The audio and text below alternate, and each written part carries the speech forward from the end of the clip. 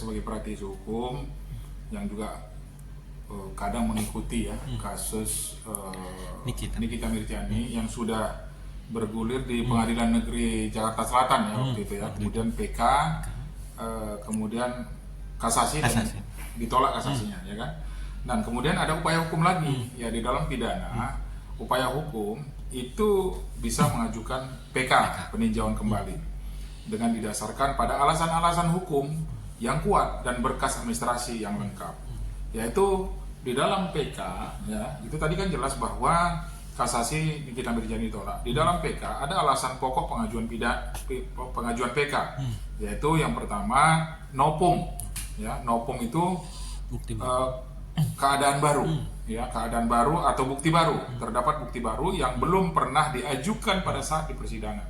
Kemudian putusan yang saling bertentangan, terdapat pernyataan bahwa suatu hal telah terbukti, namun dalam putusan perkara lain dengan subjek atau objek yang sama, ia tersebut dinyatakan tidak terbukti. Nah, artinya yang kedua ini tadi, dengan objek dan perkara yang sama sudah di sana tidak terbukti, itu bisa diajukan lagi di dalam perkara dia sebagai atribut. Kemudian yang terakhir adalah kehilapan hakim. Jadi hakim hilap untuk memutus perkara itu sehingga orang dipidana atau dipenjara. Terdapat kesalahan yang sangat nyata atau kekeliruan penerapan hukum dari hakim saat memutus perkara tersebut. Jadi itulah syarat-syarat kalau nanti Nikita Mirzani atau kuasa hukumnya mengajukan peninjauan kembali. Ya, pengajuan kembali itu nanti di mana? Kembali ke pengadilan awal, pengadilan yaitu Jakarta Selatan. Walaupun nanti berkas tersebut juga tetap dikirim ke Mahkamah Agung. Jadi tetap ada sidang, nanti dihadirkan lagi, nanti bisa dihadirkan Nikita Mirzani atau juga tidak dihadirkan. Maka nanti akan diproses kembali di sana, nanti dibuktikanlah bukti-bukti yang 3 syarat tadi, bukti apa, nopung adalah bukti baru atau kehilapan hakim di dalam putusan tersebut. Jadi sehingga bisa itu nanti mempengaruhi putusan yang berikutnya apabila hakim PK mempunyai mendapatkan ada bukti baru dan kemudian bukti itu yang dapat meringankan terdakwa. Begitu. Berarti abang sudah prediksi kalau kasasi yang diajukan oleh Niki pasti ditolak, tidak akan diterima. Abang sudah prediksi sebelumnya sebagai praktisi hukum? Nah, kalau kasasi itu hakim agung ya, hakim agung itu di Mahkamah Agung itu tentu dia tidak ada sidang lagi. Sidangnya mereka hanya sendiri, kemudian mereka menilai administrasinya. Nah, administrasi ini apa? Apakah dalam putusan tersebut yang diduga Nikita Mirzani juga telah pernah melakukan tindak pidana, pernah sebagai residivis, kemudian ini kok melakukan lagi, kemudian ada bukti-bukti dari jaksa penuntut umum yang bisa menjadi dasar hakim agung memutuskan perkara itu sehingga terdakwa bersalah. Itu prediksi tidak prediksi secara hukum, makanya itu kita serahkan kepada hakim yang melakukan penilaian itu. Makanya saya katakan dari awal, kita itu walaupun bersalah dituntut oleh jaksa, kita harus berlaku sopan di pengadilan. Karena pengadilan untuk mencari keadilan. Terlepas hakimnya itu ya terpengaruh dengan tuntutan jaksa atau terpengaruh dengan pembelaan kuasa hukum, maka kita sebagai tersangka atau terdakwa yang disidangkan, karena ini pengadilan ini sakral, nggak bisa main-main di sana. Kadang-kadang saya mendengarkan sekarang ini kok seperti tidak dihormati, bersorak-sorak, ya kan itu nggak boleh. Buat gaduh. Hakim kadang-kadang dia, biarin aja bersorak-sorak. Ntar saya mutusin perkaramu, hati-hati. Ya hakim juga manusia, walaupun dia memang berdasarkan Tuhan Yang Maha Esa. Tapi ketika kita berlaku sopan, kita mengakui kesalahan kalau itu salah, ya kan? Karena kalau sudah ada beredar sesuatu yang menguntungkan diri sendiri, yang merugikan orang lain, itu pasti bisa ada celah apa saja yang bisa menghukum seseorang. Tapi ketika ada celah menghukum seseorang yang kita lalai atau kita hilap melakukan tindak pidana, itu bisa dimaafkan ketika kita berubah di dalam persidangan. Itu Bang.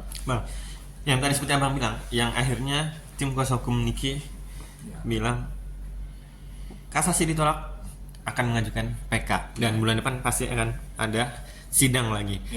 Dan akan ada novum atau bukti baru yang akan dikeluarkan oleh tim kuasa hukum Niki nanti saat di PK nanti?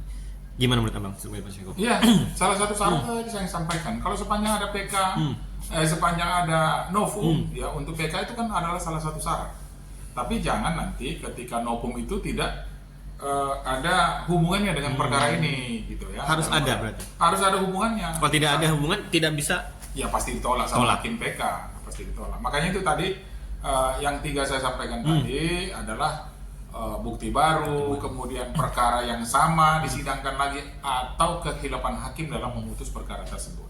Kehilapan hakim misalnya, ya bisa saja dibaca putusan itu, ditelaah kembali, kemudian dipanggil para praktisi hukum, dipanggil lagi ahli-ahli pidana, kita baca sama-sama, bila perlu ditampilkan di layar, ya kan, diundang praktisi hukum. Ini kan persoalannya bukan persoalan main-main. Ketika sudah mengajukan PK, diputus bersalah atau ditolak nanti PK-nya, nah ini kan akan berpengaruh. Jadi sebelum mengajukan PK betul-betul lah dipikirkan, ya kan, dipikirkan, dipelajari, diundang pakar-pakar hukum, ya, supaya nanti akan dibaca putusan-putusan tersebut, dan kemudian PK-nya apa tadi, novumnya itu benar-benar nggak, itu ada bukti baru tadi, ada pengaruhnya di dalam perkara tersebut. Itu barangkali. Bang, tim kuasa hukum Niki bilang juga ini awalnya adalah urusan kasus perdata, bukan pidana, dan juga ini awal urusan pribadi, personal, bukan masalah terkait skincare dan lain sebagainya, tapi malah berujung ke Niki di pidana dan dituntut 6 tahun penjara. Abang gimana? Ya, setuju? Ya itulah artinya kalau memang seperti itu kejadiannya, dibuktikan saja, dibuktikan nanti di PK, ya. PK ini adalah upaya hukum terakhir, ya.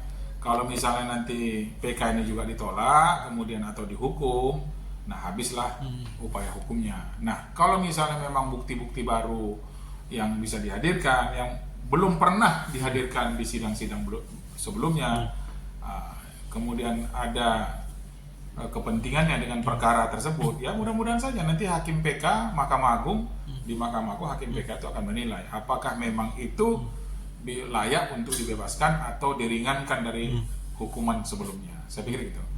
Bang, berarti yang seperti Abang bilang, tim kuasa hukum Niki harus benar-benar ibaratnya memberikan atau mengasih bukti yang benar-benar kuat, atau novum baru atau bukti baru saat PK nanti. Kalau tidak ada bukti kuat atau novum baru, habislah. Habis, sia-sia aja. Sia-sia. Jadi makanya itu. Jadi novum baru itu juga nanti disampaikan juga memori PK namanya. Memori PK itu adalah pembelaannya, menyampaikan agar Nikita Mirzani ini bisa dikurangi hukumannya seringan-ringannya atau malah diminta bebas.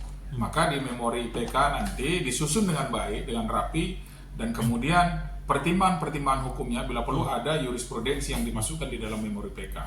Ya kan, sehingga hakim PK nanti akan menilai, oh ini seperti apa, dasar hukumnya apa, kemudian pertimbangannya apa, ya kan, yang membuat meringankan apa, kemudian sehingga perkara tersebut diputuskan sesuai dengan hukum yang ada. Jadi jangan nanti sembarangan aja memasukkan memori, ya kan, apalagi sambil tidur misalnya tiba-tiba udah siap memori langsung dimasukkan. Ini masalah menyangkut menyangkut kehidupan seseorang.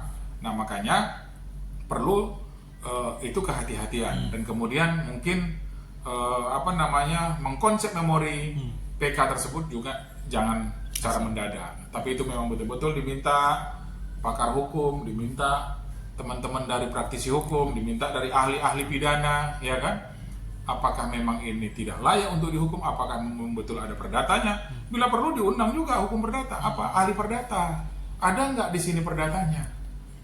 Ya kan, kalau kesepakatan, makanya saya tanya dulu itu kenapa kok bisa siapa namanya korbannya, dokter Reja Gladys kok bisa dapat nomor rekeningnya si Nikita, ya kan, nomor rekening Nikita atau nomor rekening siapa itu asisten itu Mail. Nah saya nggak paham juga itu ya. Nah kalau ada nomor rekening berarti ada kesepakatan, mintalah nomor rekening biar saya transfer, berarti kesepakatan dong. Nomor rekening developer. Nomor rekening developer. Iya, dikasihnya. Yang ngasih rekening developer siapa? Nah, Mail. Ya. Artinya uang tersebut berarti tidak masuk mengalir kepada Nikita. Iya kan? Mail yang menggerakkan. Terus kenapa Nikita yang kena? Nah, itulah makanya nanti kehilapan hakim di dalam memutus perkara Nikita Mirjani dipertimbangkan, sehingga ya kan unsur pemerasan tidak terpenuhi karena itu adalah rekening developer tapi bukan rekening Nikita Mirjani. Saya pikir itu.